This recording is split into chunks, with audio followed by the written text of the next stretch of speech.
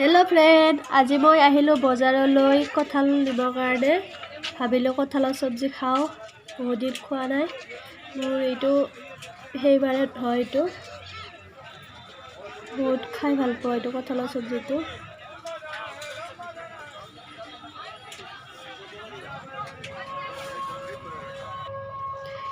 মই সৰু সৰুকৈ কাটি লৈছো কঠালখিনি। নিমখ অলপমান দি লৈছো ইয়াতে আৰু হালধি দিম ইয়াত অলপ।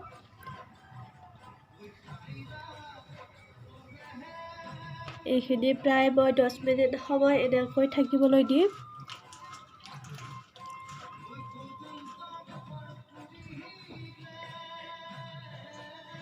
10 মিনিট থকা হৈ গ'ল। এতিয়া এইখিনি মই এনেদৰে বইল কৰি ল'ম।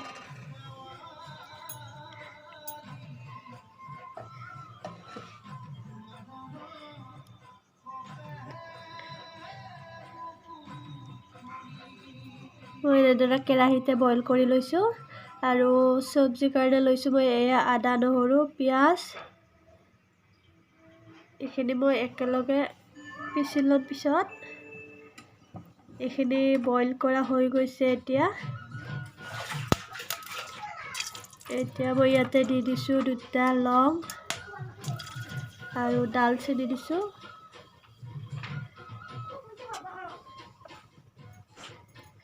এতিয়া মই আদা নহৰু পিয়াজ এইখিনি পেষ্ট ইয়াতে দি দিছো।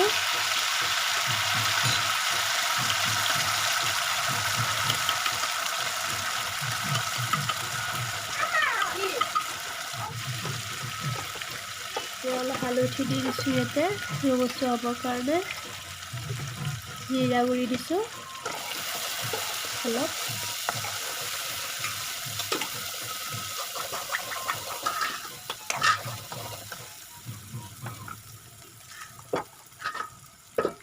এয়া গৰম মছলা আৰু ধনিয়া পাউডাৰ মই ইয়াত এড কৰিছো। এয়া বইল কঠালখিনি দি দিছো।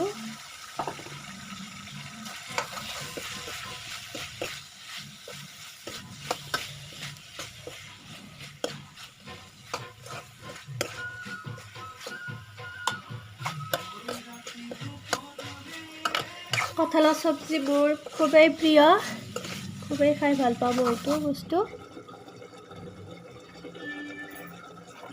ইয়াতে পানী ঢালি দিছিলোঁ মই।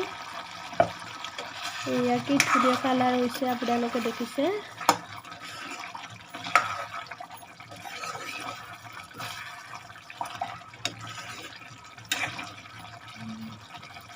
মই কঠালখিনি বহুত বইল কৰি লোৱা নাছিলোঁ, আধা বইল কৰি লৈছিলোঁ।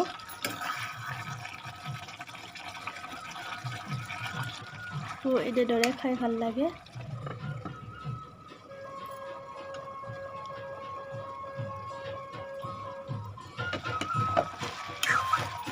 এয়া প্ৰায় হ'ব ধৰিছে আমাৰ কঠালৰ সবজি।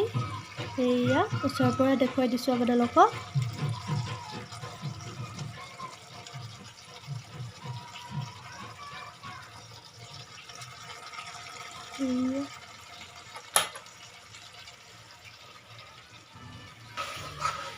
আমাৰ কঠালৰ সবজি প্ৰায় হৈ গৈছে। ভিডিঅ'টো চাই কেনেকুৱা পালে ফ্ৰেণ্ড? যদি ভাল পালে তেনেহ'লে লাইক কমেণ্ট শ্বেয়াৰ আৰু লগতে চেনেলটো ছাবস্ক্ৰাইব কৰিবলৈ নাপাহৰিব। আজিলৈ বাই বাই।